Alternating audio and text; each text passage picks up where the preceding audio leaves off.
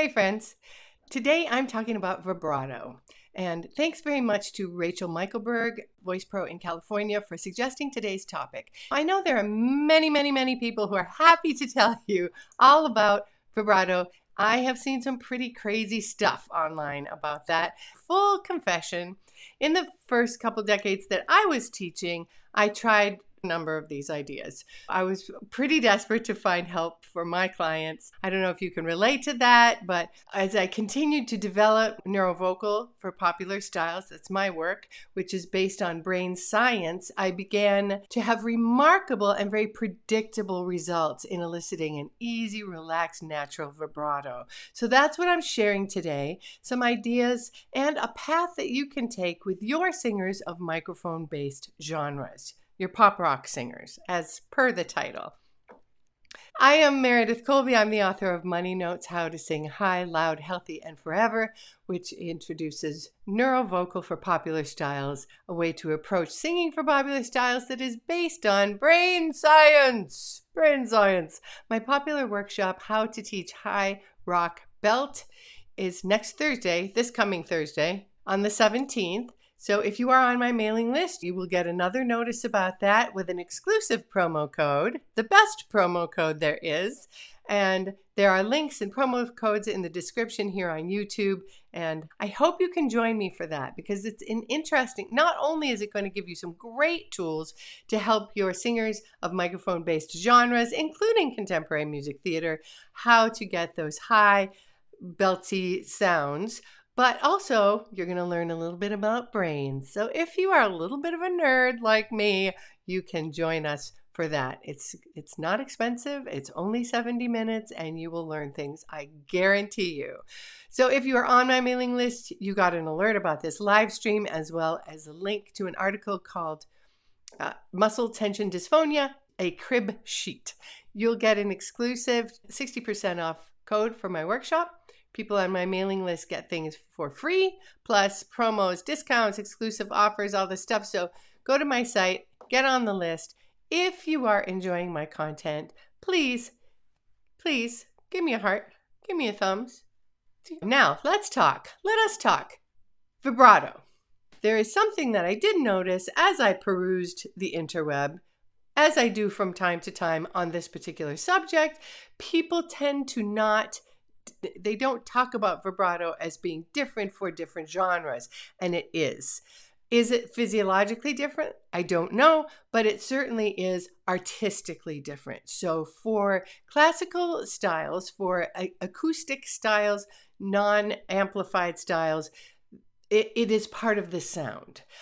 Are there exceptions to that? Absolutely. But it's fair to say that the singer needs to know how to produce vibrato as part of the tone in most, if not all, non-amplified acoustic genres. Whereas in popular styles, it is all about the singer.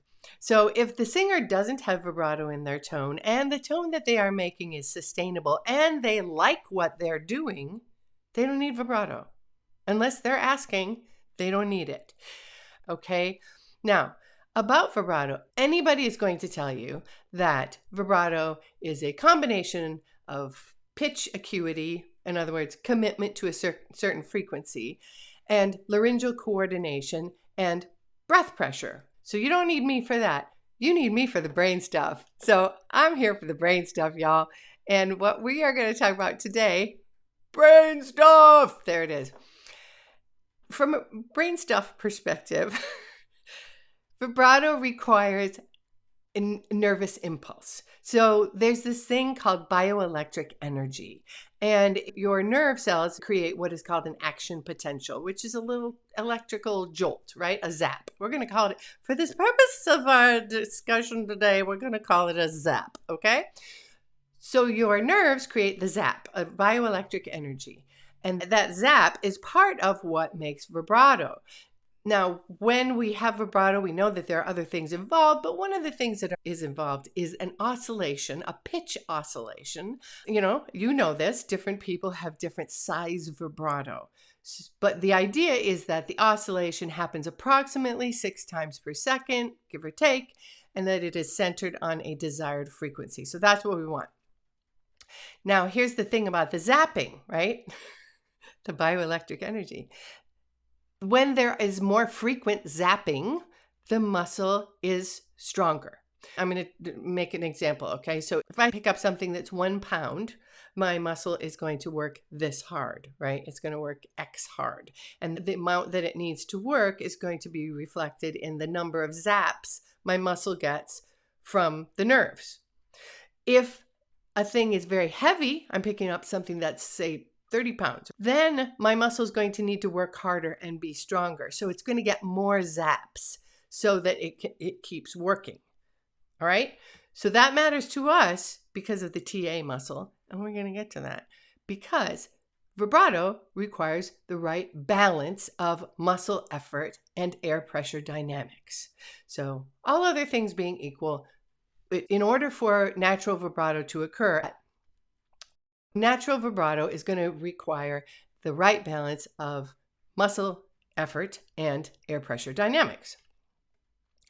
So in other words, the muscles of the larynx are going to begin to pulse rhythmically in response to tension and that subglottic or tracheal pressure that is beneath the vocal folds.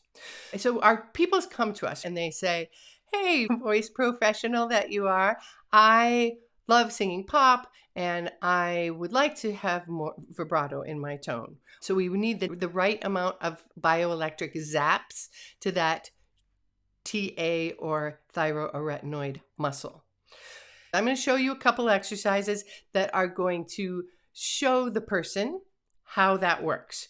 So as we're doing them, I want you to think about that nervous impulse. Okay, so if you're buying my story, that overcompression is a result of accelerated nervous impulse. So remember I said when the muscle is working harder, it's getting more zaps. So we know that a lot of times our singers are working harder than they need to. See, I had all these. I have to either stop making them or get someone to do it for me because I clearly cannot think about two things at once. I'm too interested in talking about what I'm talking about. One of the things that's happening when we experience our singers as having that too tight, that too compressed kind of sound is that the bioelectric impulses that they're calling up, not on purpose, it's just their habit, is creating too tight, too strong of muscle effort. So they can't invite vibrato because there's too much muscle effort. And it doesn't matter about the subglottic or the tracheal pressure. It doesn't matter about the air pressure dynamics if that muscle effort is too great.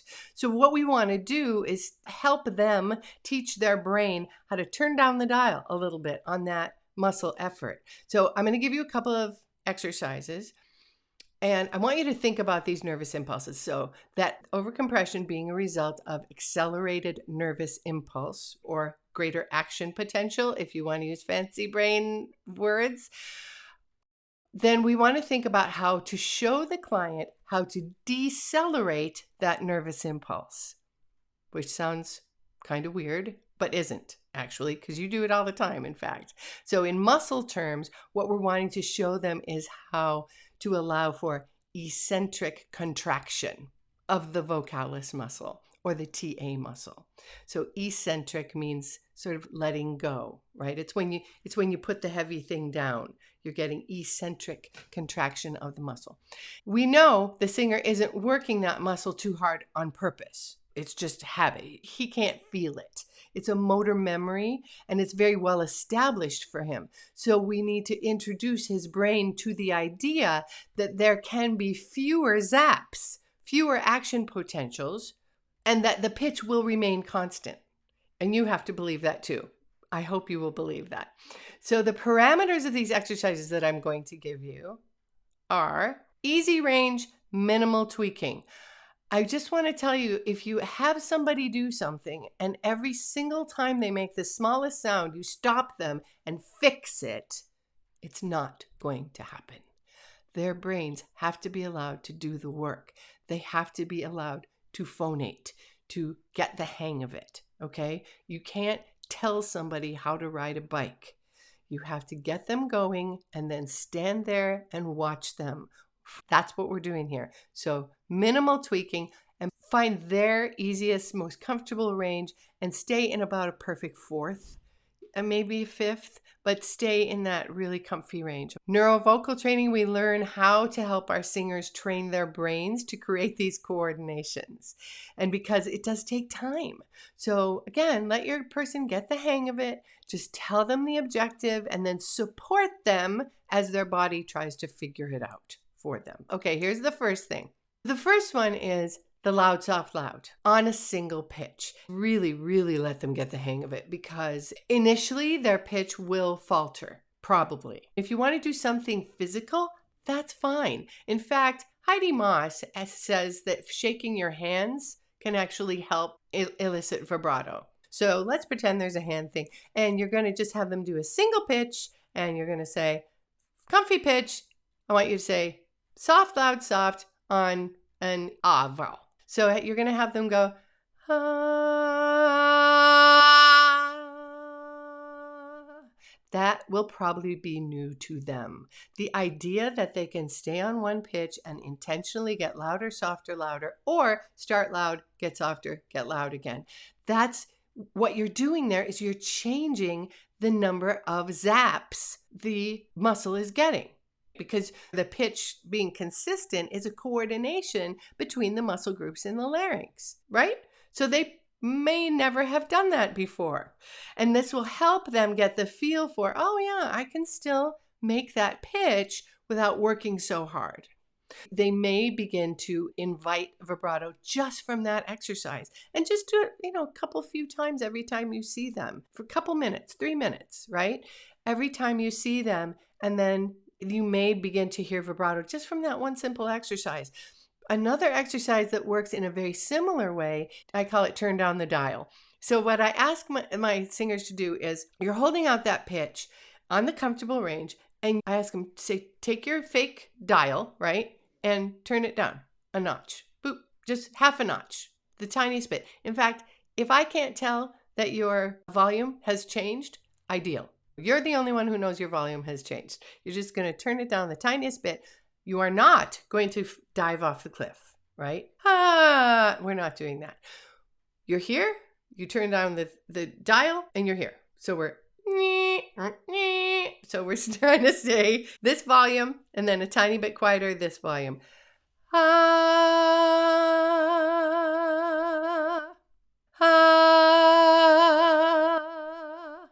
So we're just turning it down the tiniest bit. It probably will not work the first time you do it, but it does work over time. This has never not worked for me over time, if you just let them figure it out. Tweak a little bit. Don't let them go, ah. We don't want that. We don't want that. We want to keep that energy up when we get a little bit quieter. When you turn down that volume, that tiny little bit, you are diminishing the action potential that muscle is getting. And so the muscle is still has enough tension that the muscles together are able to make that particular pitch, that coordination for that pitch, but they're not working so darn hard. And when that release occurs, vibrato is bound to follow. I'm not going to say that this is true for absolutely everyone. People have emotional issues, people have physiological issues, but for your regular run-of-the-mill, I'm just not getting vibrato because I'm using way too much compression, then this is a really, really great exercise. So just FYI, a few things that will get in your way. A lot of fixing and tweaking will get in the singer's way because it distracts them from what they're supposed to be paying attention to, and they will start to really care about the quality of their sound or making you happy or whatever the things are. So we don't want that. Alignment will make a huge difference. If you see that your student is this, vibrato probably is not going to happen if they're doing that. Pitch. If the person's pitch is not nice and solid, again, it's going to be very hard to elicit a natural vibrational response from the laryngeal mechanism if the frequency that they are creating is not consistent. Remember, the vibrato is in response to a certain amount of tension, and that amount of tension is very specific as someone is getting the hang of it. Later on, not so much. It's more forgiving as we know more. And then over breathing, right? The student who takes the giant breath, or the student who prepares before they start making any kind of sound, taking way more air than you need, that's going to disrupt that nice, easy subglottic or tracheal breath pressure that we want to engage in. So I hope this is helpful to you. I hope these exercises really help you and your students. Thank you for being here with me today. Bye.